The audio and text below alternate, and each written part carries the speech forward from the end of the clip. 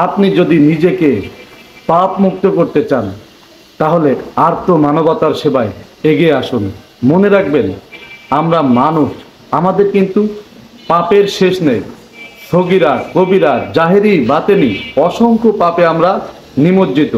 সগীরা মানে ছোট গুনাহ, কবিরা মানে বড় গুনাহ, জাহেরি মানে প্রকাশ্য গুনাহ, বাতেনি মানে গোপন গুনাহ। আমরা কে কি পাপ করেছি এটা কিন্তু চোখ বন্ধ করলেই আয়নার মতো আমরা সবকিছু দেখতে পারি।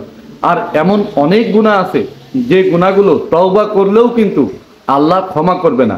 তাই আপনি যদি সেই সমস্ত গুনাহ থেকে মুক্তি পেতে চান তাহলে কিন্তু আপনি আত্মমানবতার সেবায় এগিয়ে আসতে পারেন। আপনি যদি আপনার অর্থ থাকে তাহলে অর্থ দিয়ে সহযোগিতা করবেন, যদি অর্থ না থাকে তাহলে পরিশ্রম দিয়ে সহযোগিতা করবেন।